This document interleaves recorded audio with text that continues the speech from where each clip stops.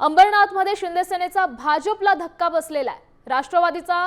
राष्ट्रवादीला सोबत घेत सत्ता स्थापन करणार असल्याचं कळतंय। भाजपनं सत्ता स्थापनेचा दावा केला होता। रवींद्र चव्हाणांच्या खेळीला श्रीकांत शिंदेंनी शह दिल्याचं कळतंय। अंबरनाथच्या राजकारणातली मोठी बातमी समोर येते। अंबरनाथमध्ये शिंदे सेनेनं भाजपला धक्का दिलाय। या संदर्भात अधिकची माहिती देत आहेत आपले प्रतिनिधी सूरज मसूरकर। सूरज, काय सांगाल? राष्ट्रवादीला सोबत घेत सत्ता स्थापन करणार असल्याचं कळतंय।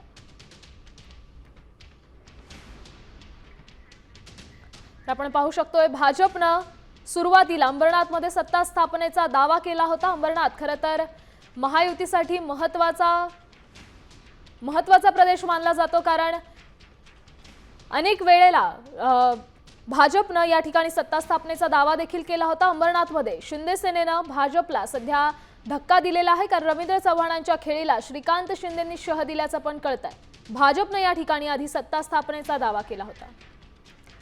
या संदर्भात अधिकची माहिती देत आहेत आपले प्रतिनिधी सूरज मसूरकर। सूरज, काय सांगाल? अंबरनाथमध्ये नेमकं घडतंय काय? अंबरनाथमध्ये शिंदे सेनेनं भाजपला धक्का दिलाय।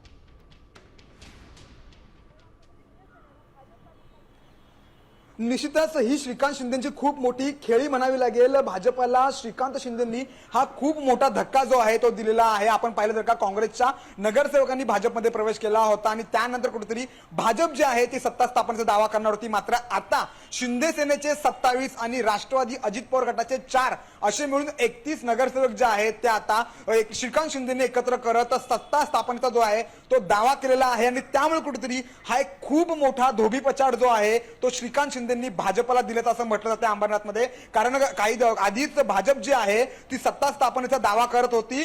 कालच काँग्रेसच्या अनेक नगरसेवकांनी जे आहे ते भाजपमध्ये प्रवेश केलेला होता आणि त्यानंतर भाजपने सत्ता स्थापनेचा दावा केला होता। आपण जर का पाहिलं तर अंबरनाथमधलं राजकारण जे आहे भाजप आणि सेनेमधलं ते खूपच प्रदूषित झालं होतं। त्यामुळे अनेक आरोप प्रत्यारोप देखील त्या ठिकाणी झाले होते आणि एकमेकांना धोबीपछाड देण्याचा देखील प्रयत्न त्या ठिकाणी झालेला होता। मात्र आता श्रीकांत शिंदेची ही खूप मोठी खेळी म्हणावी लागेल, कारण त्यांनी अजित पवारांच्या गटासोबत युती करत जे 4 नगरसेवक अजित पवार गटाचे आहेत त्यांना एकत्र घेत आता सत्ता स्थापनेचा दावा केलेला आहे। आता मात्र हे पाहणं महत्त्वाचं ठरणार आहे की या गोष्टींनंतर, या घडामोडीनंतर नेमकं राजकीय समीकरण कसं काय होणार आहे आणि नेमकं राजकीय समीकरण होणार आहे ते नेमकं आता त्याला उत्तर म्हणून भाजप काय देणार, रवींद्र चव्हाण नेमकं याला उत्तर कसं देईल। कारण रवींद्र चव्हाण यांना हा खूप मोठा धक्का म्हणावा लागेल, कारण त्यांनीच सर्व गोष्टी ज्या आहेत त्या अंबरनाथमध्ये घडून आणलेल्या होता। त्यांनीच अनेक ठिकाणी देखील पक्षप्रवेश केलेला होता। या आधी जर का आपण पाहिलं तर भाजप आणि शिवसेनेमध्ये असे अनेक आरोप प्रत्यारोप जे आहेत ते पक्षप्रवेशावरून झालेले होते। मात्र आता हा रवींद्र चव्हाण यांना खूप मोठा